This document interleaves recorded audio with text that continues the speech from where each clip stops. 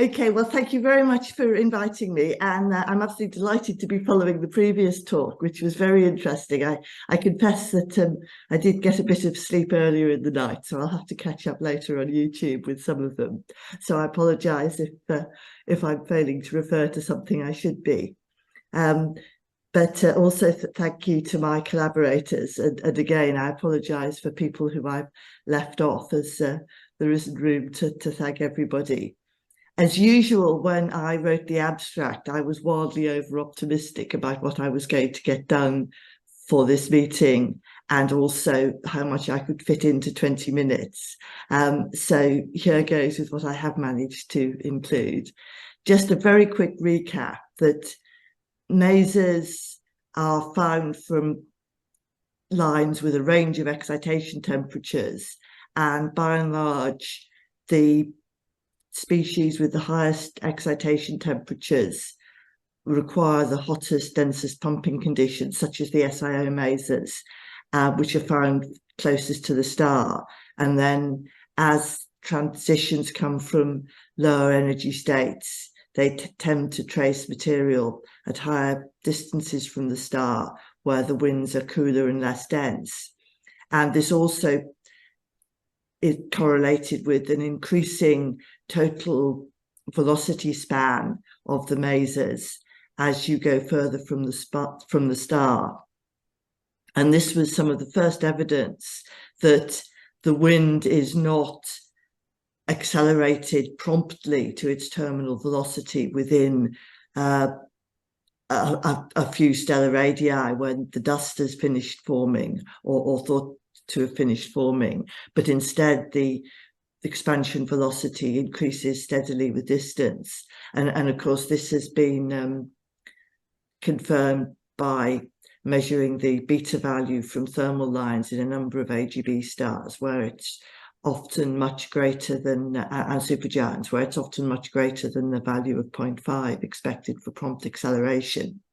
And I'm not going to go into the possible causes, such as dust annealing and or companions, but this is what we see.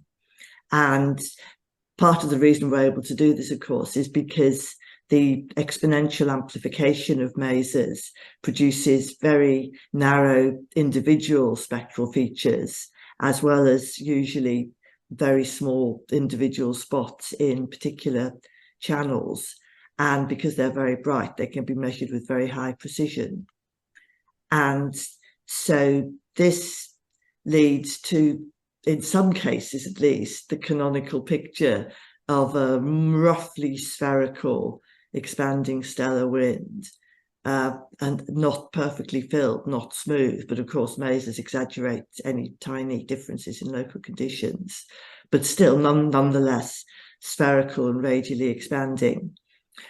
Also, although the individual size of a maser spot is much smaller than the emitting cloud, if you have a series of spots across a number of velocity channels, then you can measure the size of the parent cloud. Although, as Malcolm just pointed out, this only gives you a picture in the direction of the velocity gradient in the cloud. And sorry, as Malcolm said also, you don't necessarily detect all the emission at high resolution.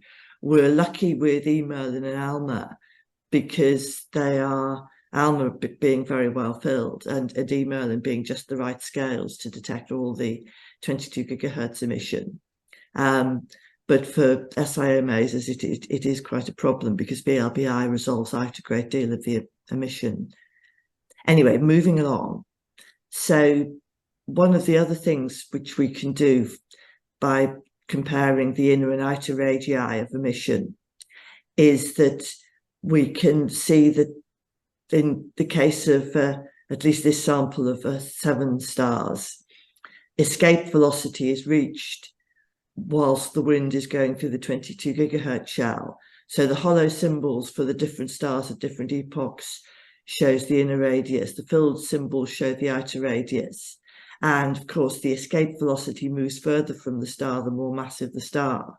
And indeed, not only are the inner and outer radii correlated both with the stellar mass and the stellar mass loss rate, but also all the stars have attained escape velocity by the time the 22 gigahertz outer radius is reached. In the case of W higher, only just, although possibly it's less than 1 solar mass.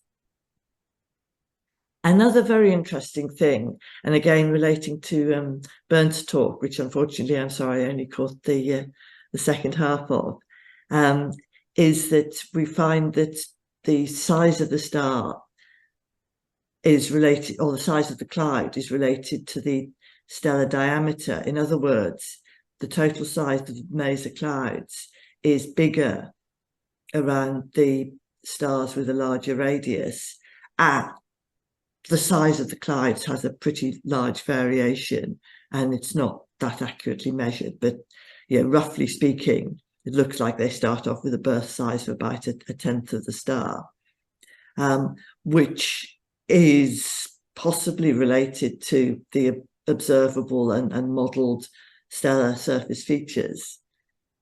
But also, as I'll come to in a bit, although 22 gigahertz water masers are concentrated in dense clumps, that may not be the case for all species.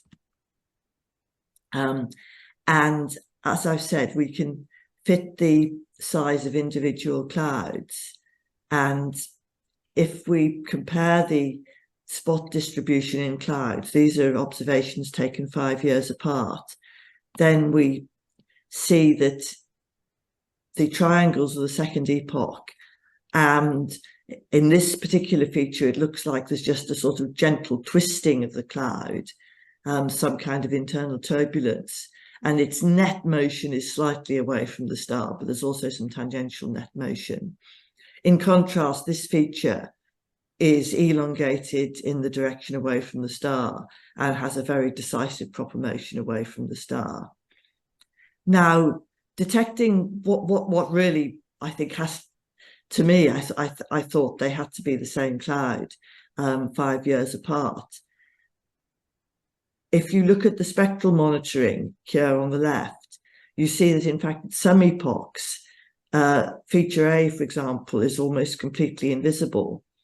And my interpretation of that was that, well, firstly, that the whole maser shells tend to brighten and dim more or less in accordance with the stellar period, with a lag, although it's absolutely not a strict relationship. And also at certain epochs, perhaps a particular cloud is beaming its masers in a different direction. So I assumed that the clouds were fading and reappearing over the period. The masers were fading and reappearing, but the clouds were surviving. And you see something similar, but on shorter time scales in AGB stars.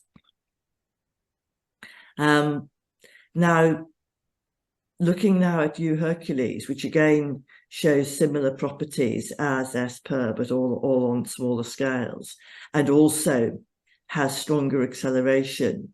It appears to show emission very strongly tangentially beamed. Now, Winberg et al. Did a study using the VLA and single dish monitoring, and they came to a different conclusion, that, as we've said, if we're seeing the same feature, we expect to see it moving faster at later epochs because of the acceleration in the water maser shell.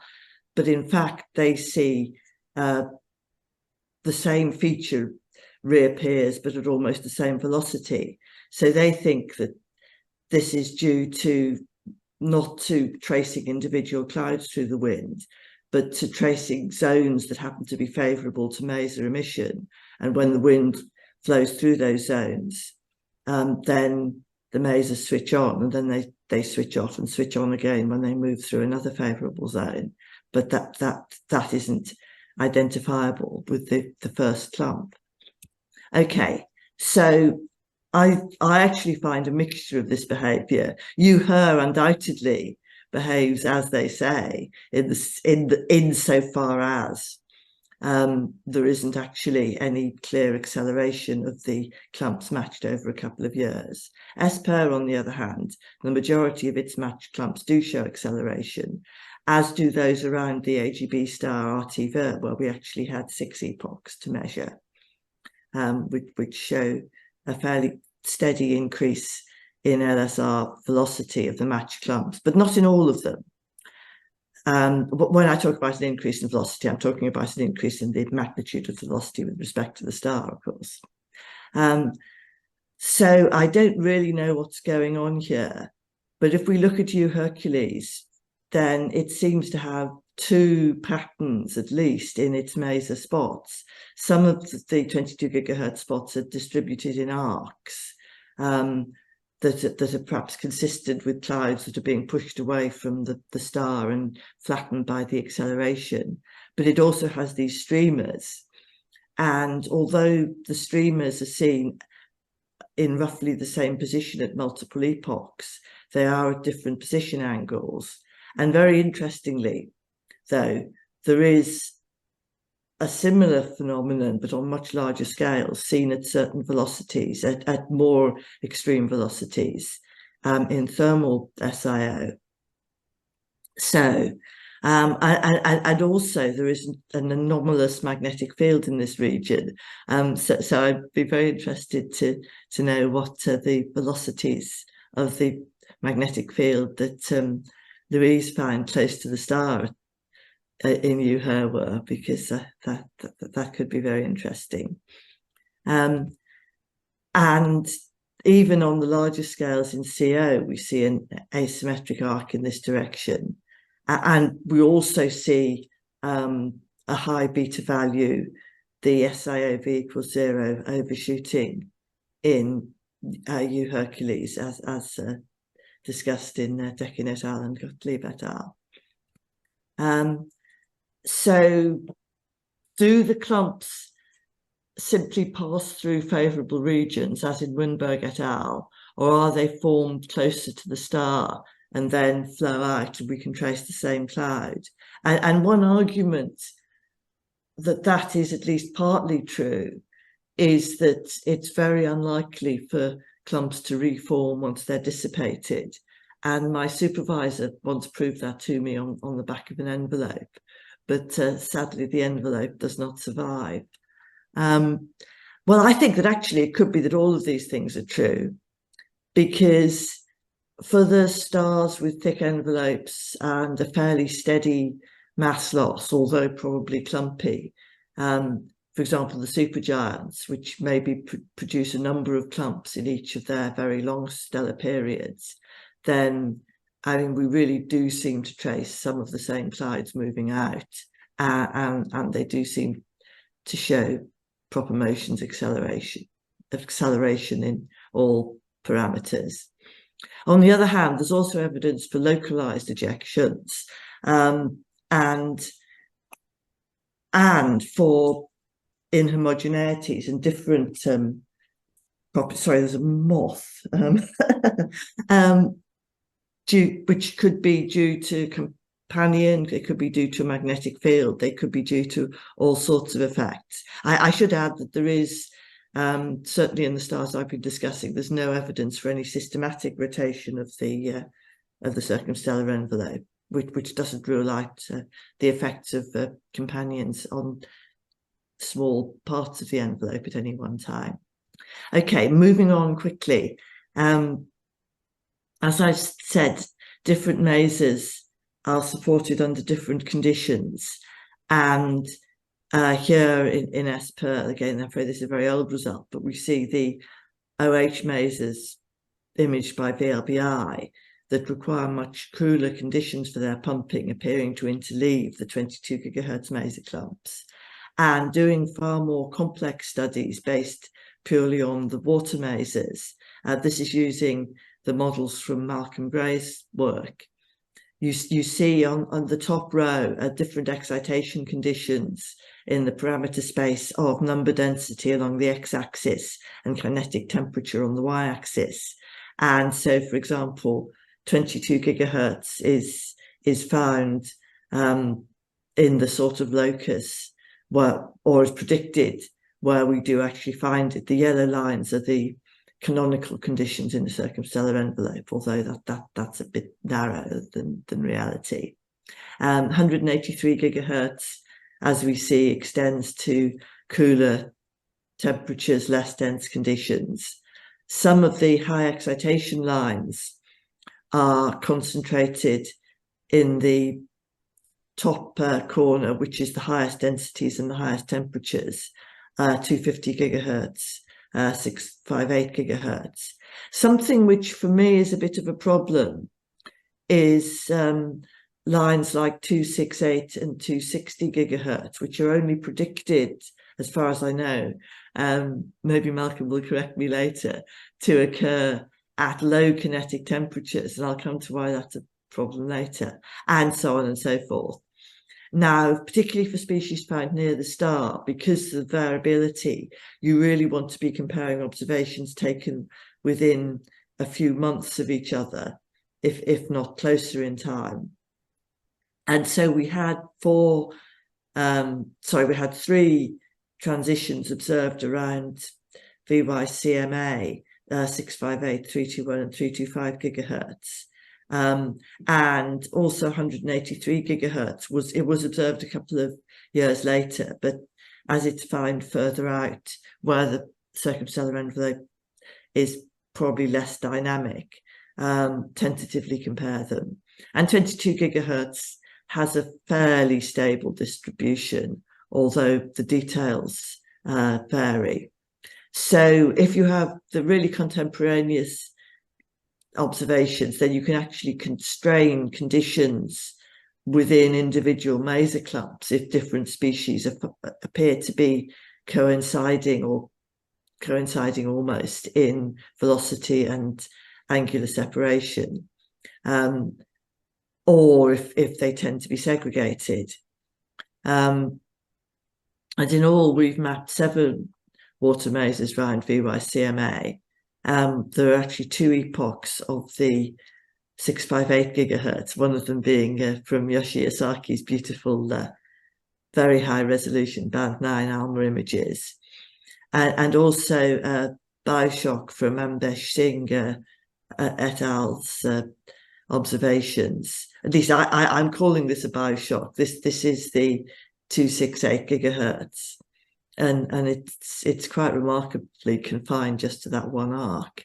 VY-CMA has a very complex structure, as many of you will know, including these very big dust clumps that we don't detect so much dust in any other nearby star of this kind, or at least so much cool dust, which we can see with ALMA. But close to the star, it seems to have a fairly quote-unquote normal circumstellar envelope for a supergiant. And it does, however, appear to have this history of very massive ejecta, which is what is making me wonder whether that's actually something which occurs, but possibly on smaller scales in other stars. And we see these streamers, as I've already mentioned, similar to what we see on larger scales, but much more rarely at 22 gigahertz, and what is seen in SIO quite often in even closer to the star than the 658 gigahertz masers. This, I'll just skip over this and show how we can do this component fitting to examine where the maser spots coincide or avoid. And as expected, for example, 183 gigahertz in pink is seen at much larger radii.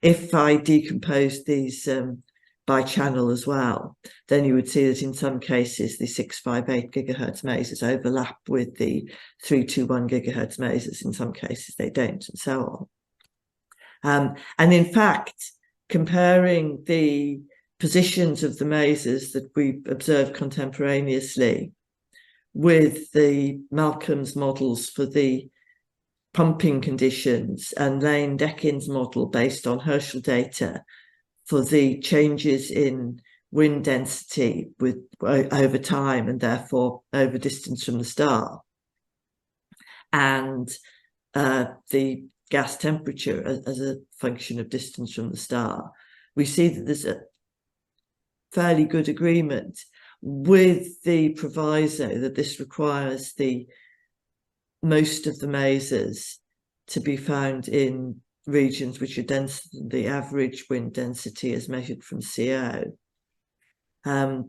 which I don't think is surprising, because we know that the winds are clumpy, and the work that I just showed for VYCMA from Roberta Humphreys et al. Suggests that a lot of the mass is concentrated in dense clumps, and there is a much less dense interclump wind. And similarly, the temperature model fits fairly well with this anomaly that the predicted kinetic temperature for the 268 gigahertz mesa seems too low for where it's found and what we observe. I'll come back to that later. So in the ATOMIUM project, which I think Lane will say more about later, we detected dozens of different molecular thermal lines and 10 water transitions, of which 2, probably 3 at least, amazing. And in New Hercules, we detected 2 of the high excitation temperature transitions, both found very close to the star. In VX Sagittarius, all 3, again, high temperature transitions found close to the star. However, the pumping models seem to want a lower kinetic temperature for a couple of these species. And what I'm wondering is, I don't know whether the presence of a strong magnetic field, and some kind of alpha effect could be an influence instead, in somehow preventing the de-excitation of the mesa by the collision rate that you'd expect at high temperatures.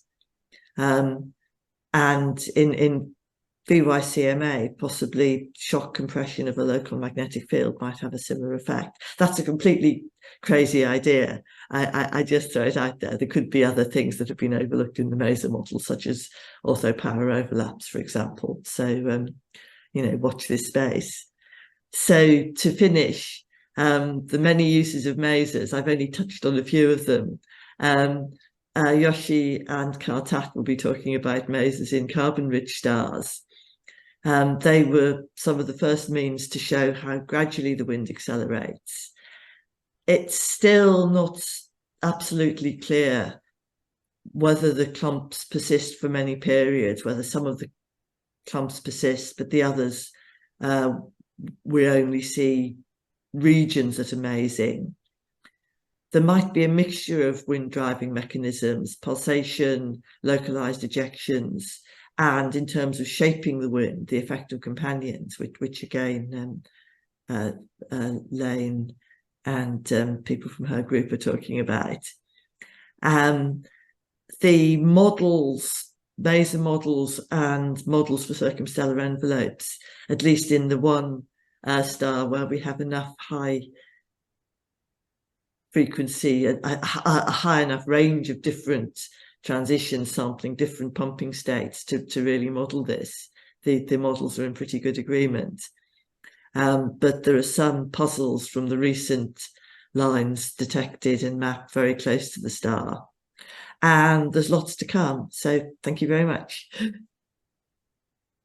Right, yeah, okay, Anita. I think if the 268 gigahertz is that close to the star as you were showing there, I need to check whether there's a collisional pumping branch. So most of these lines, or a lot of the lines, have a radiative pumping branch, which is at the low kinetic temperature, and a high temperature collisional one. And I need to check if there's something above 3000 K, because none of those models that you showed there, I think, go above 3000 K kinetic temperature. And if it's really, if the gas goes above 3000 Kelvin in UHER, but I don't know. I mean, maybe. But, I mean, do you definitely know it doesn't? Maybe I don't know what the island models say for that. I'm talking about so close to the star, where the average temperature is maybe 2500 Kelvin, but maybe there's local shocks. Yeah, but I should run something with between 3 and 3,500 and see if there's anything there.